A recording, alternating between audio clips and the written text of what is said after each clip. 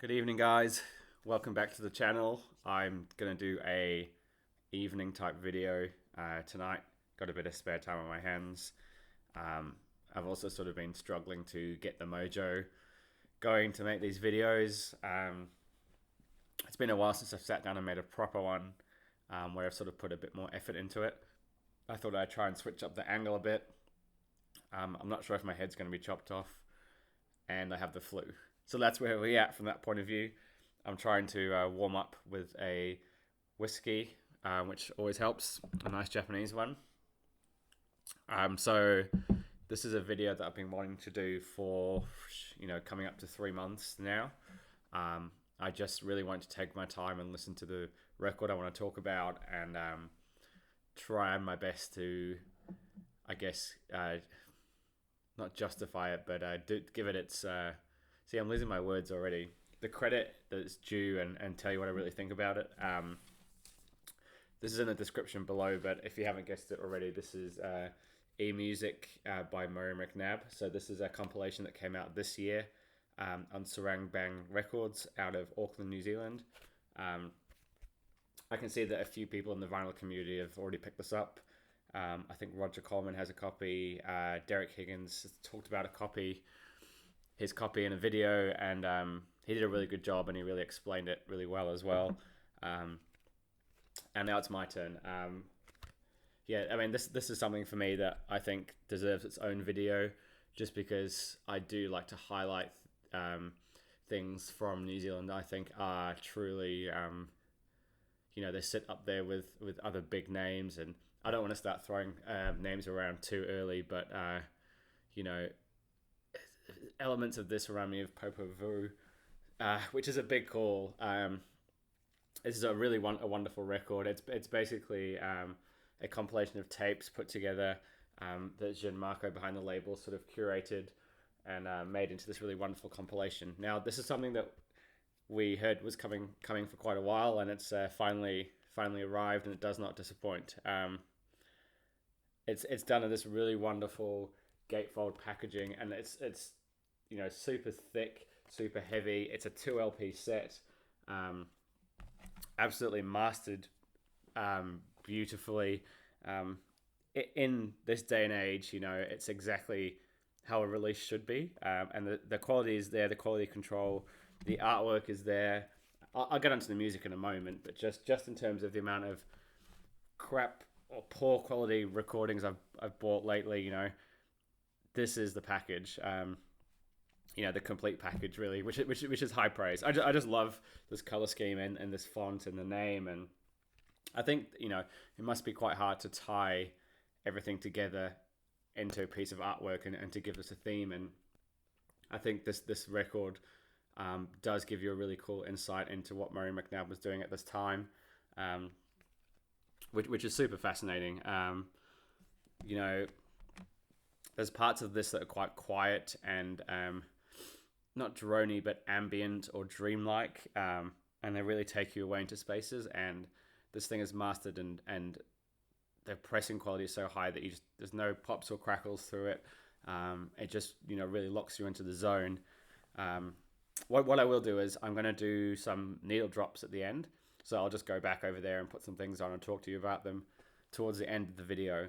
The reason I want to do it at the end of the video is because last time I did this, I got copy strikes on my YouTube channel, and for some reason, the video was banned in 49 countries, and it was only available to view if you're in the Philippines. For whatever reason, the copyright of whatever song I was playing, was fine in the Philippines. So if that's the case, I can sort of go through and mute the audio at the end, and that way I won't have to reshoot the video or take down the video or whatever it is if the music gets blocked, because I think it's really important to be able to for you guys to listen to this as well, because I can only describe as much as I can describe. It starts off with this really wonderful track called Our Mother Is Crying, which is I think this is the only track that has vocals throughout it. It's sort of this really beautiful spiritual track. The borders, it's like this fine line between new age and ambient experimental stuff. So his wife at the time, I've forgotten her name, Kula Kuloris, did some vocals on here. And it really sort of sets off the tone about how much this music is electronic in a sense, but I guess it feels like it's tied to the earth in a way. You know, there's people in the vinyl community I feel like would really enjoy this. I'm looking at you, Chris Cole. I know that you know who Murray McNabb is, but you should check out this because it sounds, you know, it sounds rooted in a cross between 70s pop vocal, ambient electronic, world music and new age music sort of tied into one in a really, really interesting way. There's a track called Ebony, which has these really playful world music elements mixed in with these sort of ambient drone textures, and part of that track reminds me, not necessarily in the style of music, but the way Don Cherry plays with, I guess, ethno rhythms. I don't know, there's something about it that reminded me of Don Cherry, and I couldn't really put my finger on it. Yeah, it's really great. I mean, my favorite track is actually on track 3 called Extensions, which I'll play to you later on, and Piano Improvisation I really enjoyed. Yeah, it's just a really sort of introspective in a way record. It's quite deep. I think it's compiled really well. The flow works really well. There's a couple of tracks that break it up a little bit and add a bit of pace and a bit of beat to it. But yeah, I mean, I don't think it's a stretch to say it, for me, if you said this was a lost 70s spiritual krautrock electronic ambient record, I would not say it's a stretch, you know. It is really up there. In fact, was it recorded in the I think it was 2000 to 2008, and it was all sort of previously unreleased. So it's so weird that it just sounds so authentic, and so it almost does sound like it could come out of the 70s in a way that I'm not trying to say it sounds dated or old, but it's I don't know, there's something like quite touching about this, or quite it feels like Murray McNabb, even though the music is quite transcendent and spacey. Yeah, it's really hard to put this into words, but I think it's a very special release. And Jean-Marc, I know you're watching this. You should be really, really happy and really proud of this, because it's absolutely. This is a big call, but it's my favorite of the things you put out on the label so far. And I'm sure you would have put a lot of hard work into getting this together. And I can't imagine the quality of the tapes you got to compile this. A lot of work would have gone into it. So I think it's a truly special release, and it's a shame that even in New Zealand commercially, stuff like this doesn't get recognised. Because, you know, it's made for the love of the music, and yeah, it's just really special, I guess. So I guess that's kind of why I wanted to talk about this album in a bit more detail.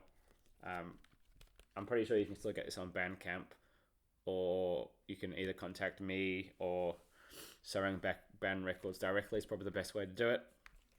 What I will do is I'm going to try and pick out a few tracks and play a couple of things. I'm not sure how it will go, especially with my microphone set up, but we will see. All right, I'm going to pick a few things. I do a few needle drops. There's no real plan of what I'm going to play you, just whatever I feel like the mood is going to be sitting on. But first I'll have a sip of whiskey. So cheers to Murray McNabb. Cheers to Sarang Bang Records for bringing this music out. And yeah, I'm really grateful it's out here and I can really enjoy it. It's one of those records that if someone said to me, can you recommend something maybe you wouldn't expect from New Zealand, this would be it. I know a couple of years ago, the VC sort of caught onto that Duggar 3 record with Kim Patterson. Same label. It's a few steps away from that, but it's not too far off. Sort of in style.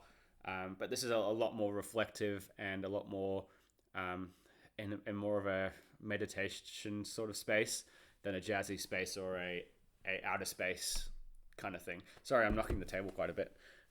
We'll have to fix that. I'm sure if you can see it, but here are the labels. So that's side 1, side 2.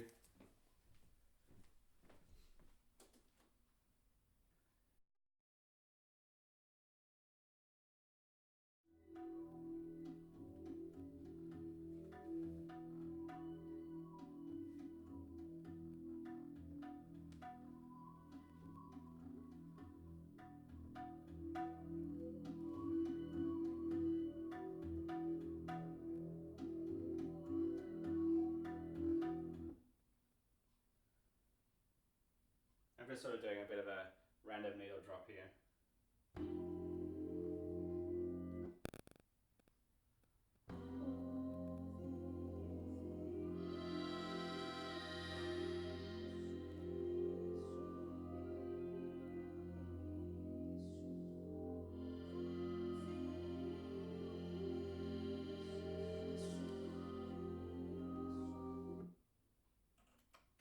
Again, these don't really give you an idea as this album really works together as a whole.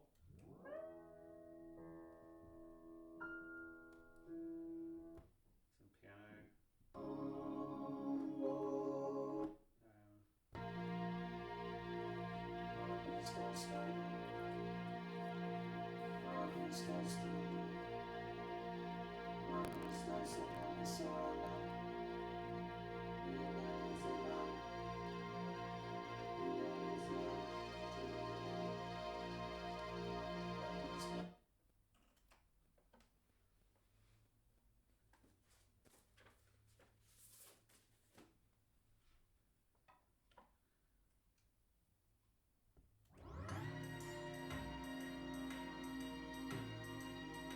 This is the track for me that I didn't know what to expect when I put this record on, but I did not expect this.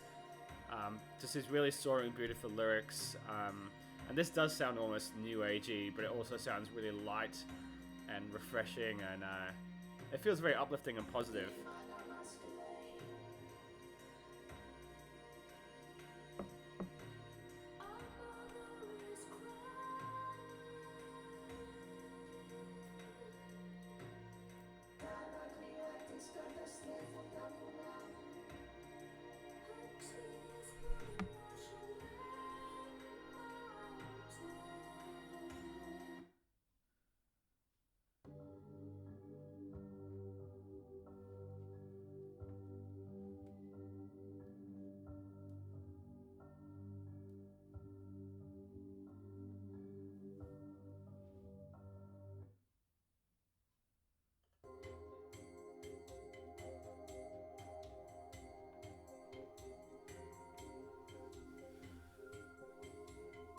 So there we go. I'll play one more actually, and then we'll leave it at that.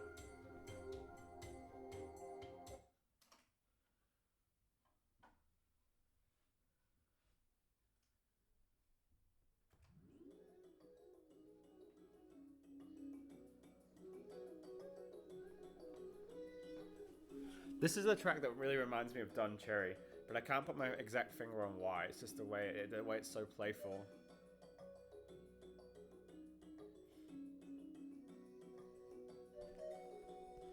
So yeah, this came out this year, 2019.